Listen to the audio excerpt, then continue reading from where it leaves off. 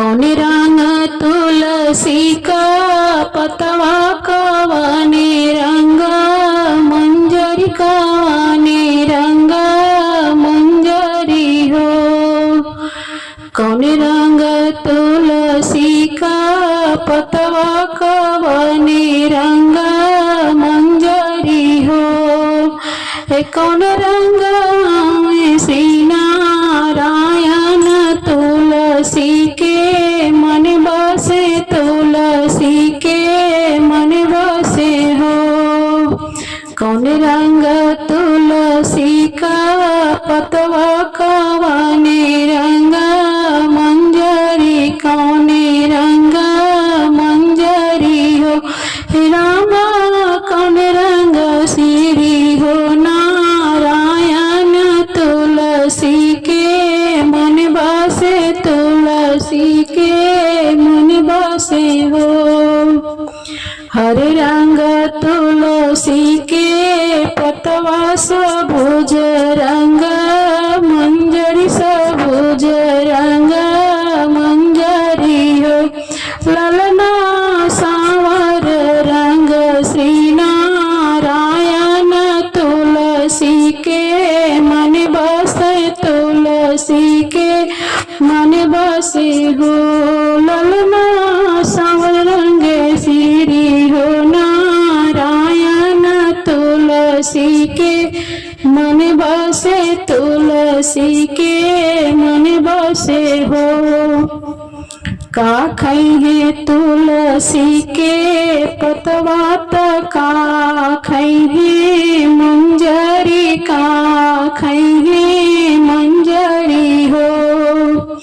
का खैहे तुलसी के पतवा का खैहे मंजरी का खैहे मंजरी हो।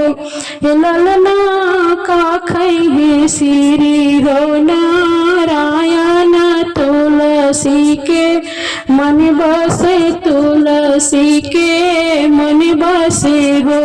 ललना का खैहे श्री हो नारायण तुलसी के मन बसे तुलसी के मन बसे हो। जल पूहे तुलसी के पतवा अमृत मंजरी अमृत मंजरी हो। ललना माखन मिश्री खैहे श्री नारायण तुलसी के मन बसे तुलसी के मन बसे हो। ललना ओ ललना माखन मिश्री खाई है नारायण तुलसी के मन बसे तुलसी के मन बसे हो। का दी है तुलसी के पतवा काई दी है मंजरी काई दी है मंजरी हो। ललना काई दी है श्री भगवान तुलसी के मन बसे तुलसी के मन बसे हो। ओ ललना काई दी है श्री हो नारायण तुलसी के मन बसे तुलसी के मन बसे हो। सुख समृद्धि दिए तुलसी के पतवा पुत्र दिए मंजरी पुत्र दिए मंजरी हो। ललना अमर सुहाग दिए नारायण तुलसी के मन बसे तुलसी के मन बसे हो। सुख समृद्धि दी है तुलसी के पतवा पुत्र दी है मंजरी पुत्र दी है मंजरी हो।